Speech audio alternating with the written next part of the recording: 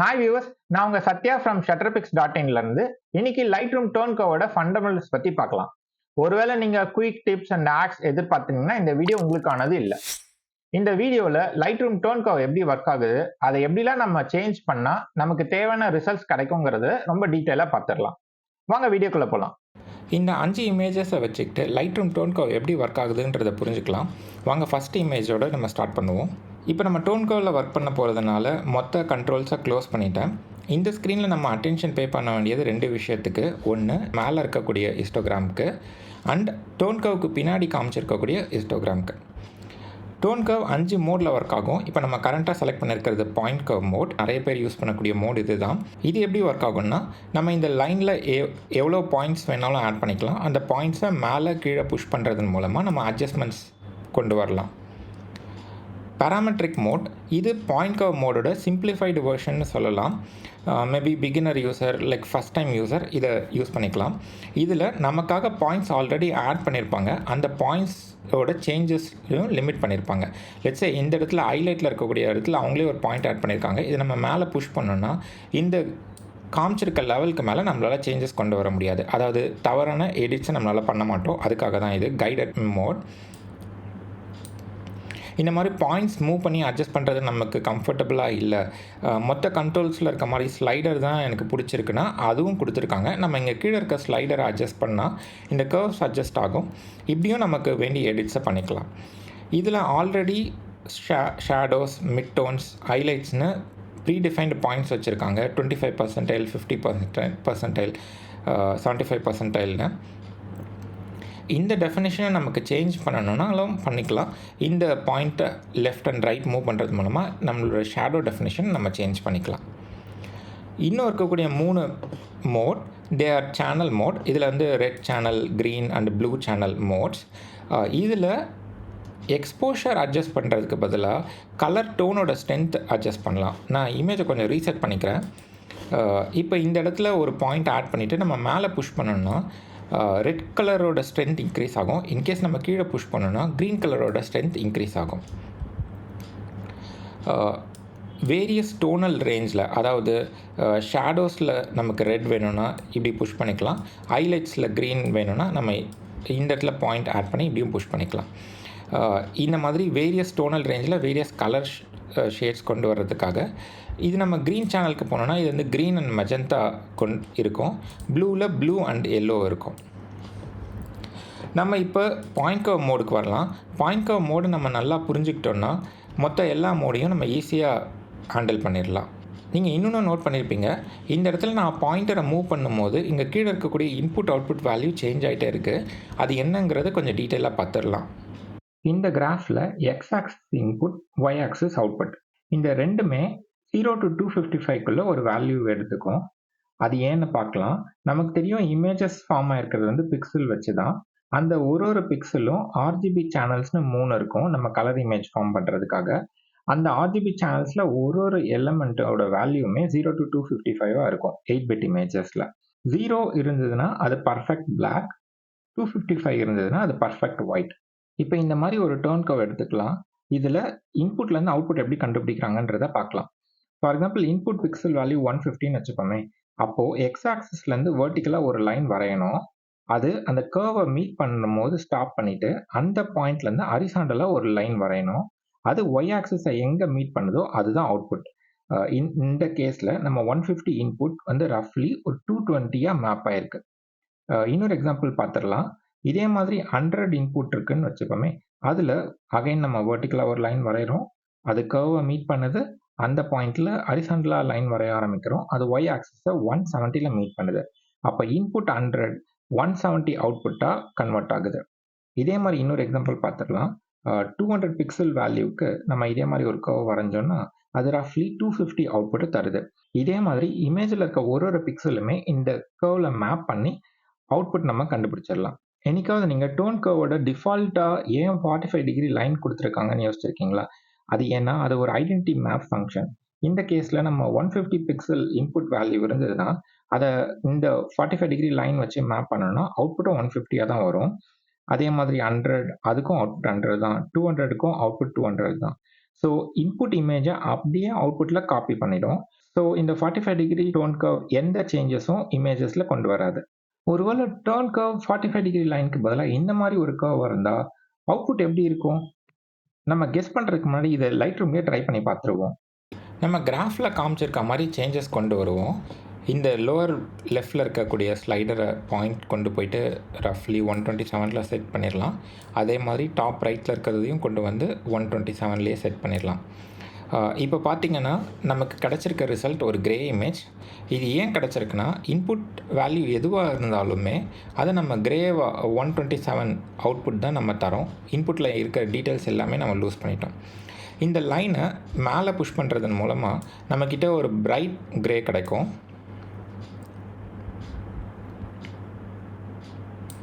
Okay, இதை நம்ம கீழே புஷ் பண்ணோன்னா நமக்கு டார்க் கலர் கிரே கிடைக்கும்.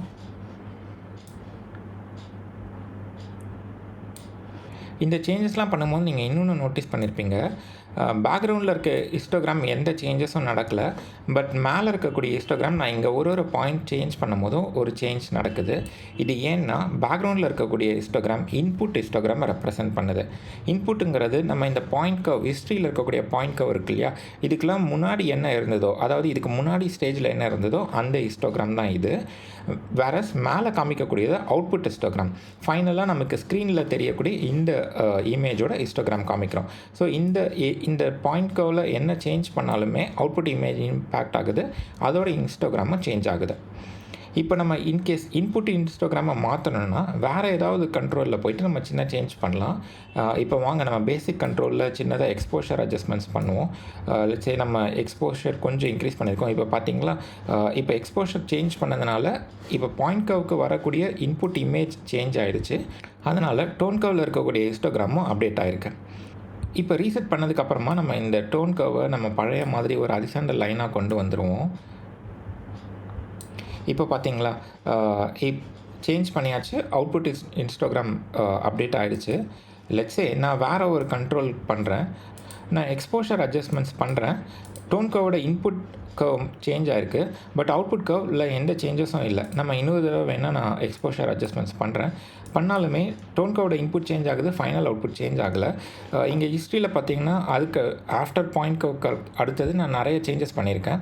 இருந்தாலுமே அவுட்புட் எதுவும் சேஞ்ச் ஆகலை. இது என்ன ரீசன்னா, பல லேயர் ஆஃப் சேஞ்சஸை ஒன்று அக்ரிகேட் பண்ணி அவுட்புட் காமிக்கும் போது இந்த ஒரு பர்டிகுலர் லேயரில் நம்ம அவுட்புட் எப்பவுமே ஒரு கான்ஸ்டண்ட்டான 127 ஃபிக்ஸ் பண்ணிகிட்ருக்கோம்.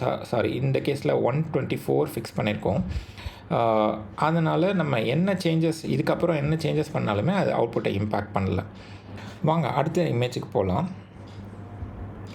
இந்த இமேஜில் நம்மளோட டாஸ்க் என்னென்னா, பேக்ரவுண்டை பியூர் ஒயிட்டாக மாற்றிட்டு இது ஒரு அழகான ப்ராடக்ட் ஃபோட்டோகிராஃபியாக மாற்றணும். இதில் பேக்ரவுண்ட் பார்த்திங்கன்னா இல்லை சின்ன சின்ன சுருக்கங்கள் இருக்குது. இது ஒரு பியூர் ஒயிட்டும் கிடையாது. இதை நம்ம பிக்சல் வேல்யூஸில் பார்த்தோன்னா இது ஒரு அரௌண்டு 200 கிட்ட இருக்கும். நம்ம இந்த ஹிஸ்டோகிராம் செக் பண்ணுவோம், ரஃப்லி 210 கிட்ட இருக்குது. நம்ம இப்போ ரெக்குவயர்மெண்ட் என்னென்னா இந்த 210 255 மேப் பண்ணணும்.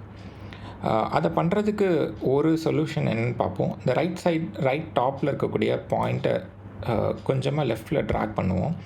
லெஃப்ட்டில் ட்ராக் பண்ண உங்களுக்கு சேஞ்சஸ் தெரியலாம். ஆல்ரெடி இந்த ஏரியாஸ்லலாம் கொஞ்சம் ஒயிட் ஆகிடுச்சு, பியூர் ஒயிட் ஆகிடுச்சு. நம்ம ஃபர்தராக இதை லெஃப்ட்டில் புஷ் பண்ணுவோம். இப்போ பார்த்திங்கன்னா நம்ம எதிர்பார்த்த ரிசல்ட் வந்துருச்சு. எக்ஸப்ட் இந்த சின்ன ஏரியாவில் தவிர மற்ற இடத்துல ஒரு பியூர் ஒயிட் சொல்யூஷன் கிடச்சிருச்சு. இப்போ என்ன நடந்திருக்குன்னு பார்த்தீங்கன்னா, அதாவது பிக்சல் வேல்யூஸ் 0 to 2 ரஃப்லி 200 கிட்ட இருக்கிறது வரைக்கும் நம்ம ஆஸஸ் ரீட்டைன் பண்ணியிருக்கோம். ஆல்மோஸ்ட் ரீட்டைன் பண்ணியிருக்கோம். சின்ன சேஞ்சஸ் இருக்குது, இருந்தாலும் மோஸ்ட்லி அதை ரீட்டைன் பண்ணியிருக்கோம். ஆஃப்டர் 200க்கு மேலே 255 வரைக்கும் இருக்கக்கூடியதை புஷ் பண்ணி 255 மாற்றிட்டோம். இதே சொல்யூஷனை நம்ம இன்னொரு மாதிரி கொண்டு வரலாம். இதை நான் அகைன் ரீசெட் பண்ணிடுறேன். இந்த ஹைலைட் கிட்ட நம்ம ஒரு பாயிண்ட் ஆட் பண்ணி அதை மேலே புஷ் பண்ணுறதன் வழியாக நமக்கு சிமிலர் சொல்யூஷன் கிடச்சிருக்கு. இப்போ பார்த்தோம்னா ரெண்டுத்துக்கும் ஒரு சின்ன டிஃப்ரென்ஸ் இருக்குது. நம்ம ரெண்டும் கம்பேர் பண்ணிடுவோம். இதில் இது சொல்யூஷன் 1. இதில் நம்ம சப்ஜெக்ட், அதாவது இந்த சாரியில் பிரைட்னஸ் ரீட்டைன் பண்ணியிருக்கோம்.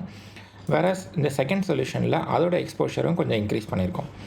இப்போ இது ஏன் நடந்திருக்குன்னு பார்த்தீங்கன்னா, இந்த ரெண்டு கர்வை நீங்கள் அப்சர்வ் பண்ணிங்கன்னா தெரியும்.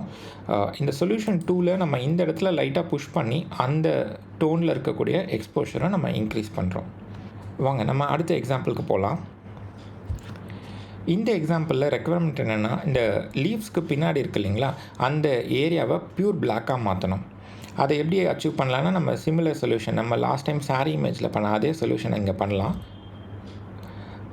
இன்ஸ்டெட் ஆஃப் அந்த ஹைலைட்டை புஷ் பண்ணதுக்கு பதிலாக நம்ம இந்த ஷேடோ பாயிண்டரை டுவர்ட்ஸ் ரைட் மூவ் பண்ணணும். ஃபஸ்ட்டு ஃபியூ பிக்சல் வேல்யூஸ் இதில் வந்து இன்புட் அரௌண்ட் 23 வரைக்கும் இருக்கக்கூடிய அதாவது கிட்டத்தட்ட பிளாக்கில் இருக்கக்கூடிய பிக்சல்ஸை ப்யூர் பிளாக்காக மாற்றிடுறோம். இது வந்து நல்ல கான்ட்ராஸ்ட் ஆட் பண்ணியிருக்கு. ரெஸ்ட் ஆஃப் த இமேஜ் நம்ம ஆஸிஸ் ரீட்டைன் பண்ணியிருக்கோம். இதில் பார்த்தீங்கன்னா ஒரிஜினல் அந்த 45 டிகிரி லைனுக்கும் இப்போ நம்ம சேஞ்ச் பண்ணியிருக்க லைனுக்கும் பெரிய டிஃப்ரென்ஸ் இல்லை. So almost rest of the image நம்ம ப்ராப்பராக ரீட்டைன் பண்ணிவிட்டு இந்த பிளாக் ரீஜனை மட்டும் ப்யூர் பிளாக்காக மாற்றிருக்கோம். எனக்கு ஒரு சின்ன யோசனைங்க.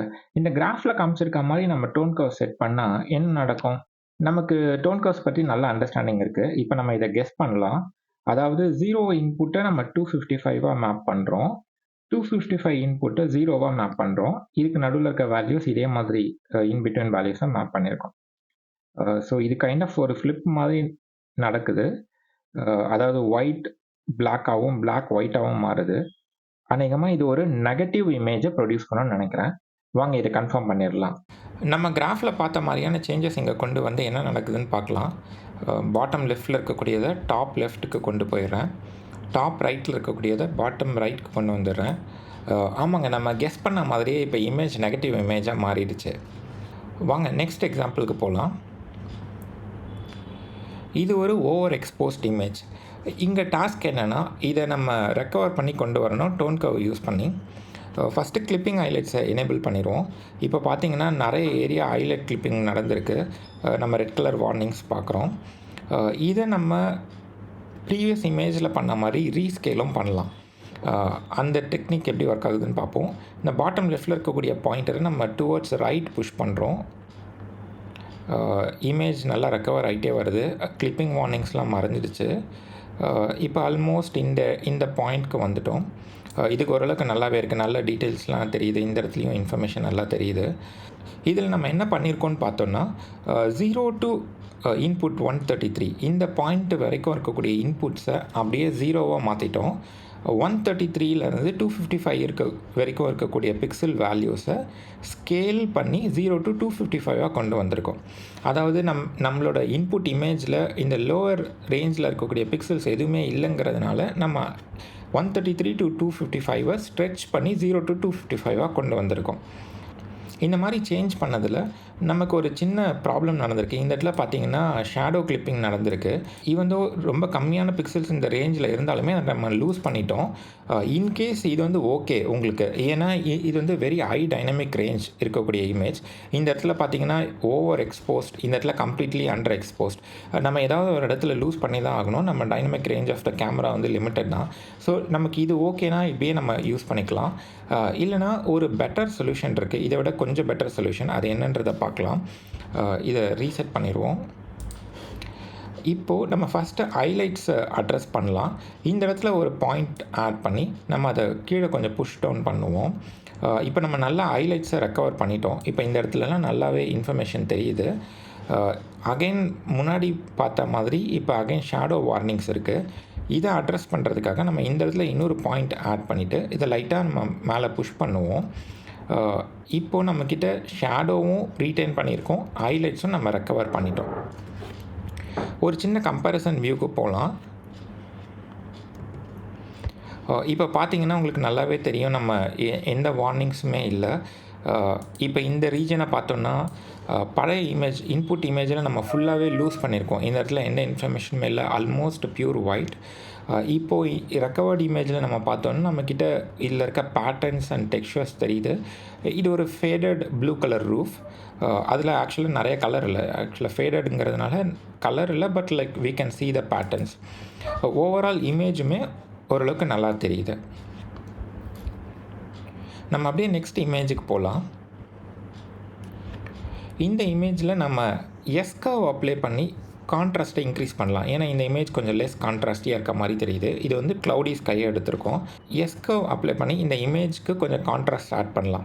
நம்ம லைட்ரூம் இது வரைக்கும் யூஸ் பண்ணியிருக்கோம்னா எஸ்கர்வ் எப்படி அப்ளை பண்ணணும்னு தெரியும். நம்ம அதை அப்படியே ஃபாலோ பண்ணலாம்.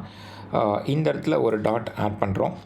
அகைன் ஹைலைட்ஸில் ஒரு டாட் ஆட் பண்ணி அதை மேலே புஷ் பண்ணுறோம். ஹைலைட்ஸை பிரைட்டர் ரீஜனை இன்னும் கொஞ்சம் பிரைட்டர் ஆக்குறோம். ஷேடோஸில் ஒரு பாயிண்ட் ஆட் பண்ணி அதை அப்படியே புஷ் டவுன் பண்ணுறோம். ஷேடோவை இன்னும் கொஞ்சம் டார்க் ஆக்குறோம். இப்போ பார்த்தீங்கன்னா நம்ம எஸ்கர்வ் அப்ளை பண்ணிட்டோம். ஆஸ் பர் தியரி நமக்கு கான்ட்ராஸ்ட் இன்க்ரீஸ் ஆகிருக்கணும்.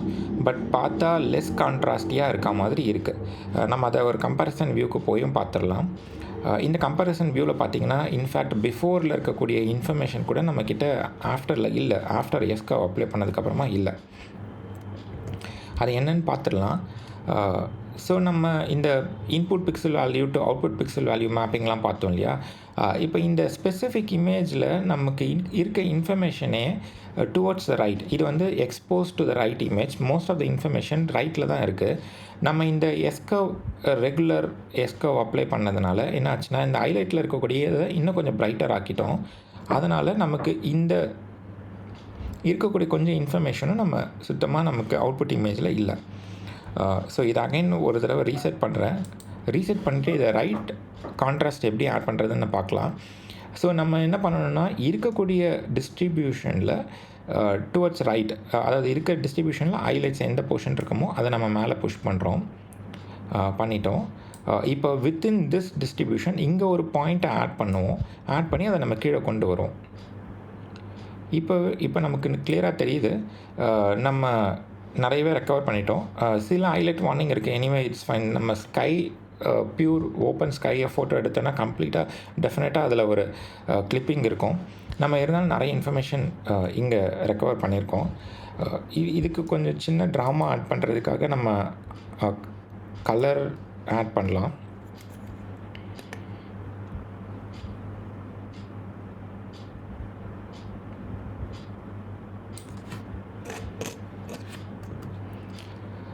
சின்னதாக ப்ளூ கலர் ஆட் பண்ணியிருக்கோம். இப்போ ஃபர்தராக இதை இன்க்ரீஸ் பண்ணுறதுக்கு நம்ம எக்ஸ்போஷரை கொஞ்சம் பிட் டிக்ரீஸ் பண்ணோன்னா இது ஒரு ரெயின் க்ளவுட்ஸ் மாதிரி ஆகிடும். இதை நான் கம்ப்ளீட் டே டைமில் 11 o'clock எடுத்த ஸ்கை, இதை நம்மளோட அட்ஜஸ்ட்மெண்ட்ஸ்னால இதை ஒரு ரெயின் க்ளவுடாகவே மாற்றிட்டோம்.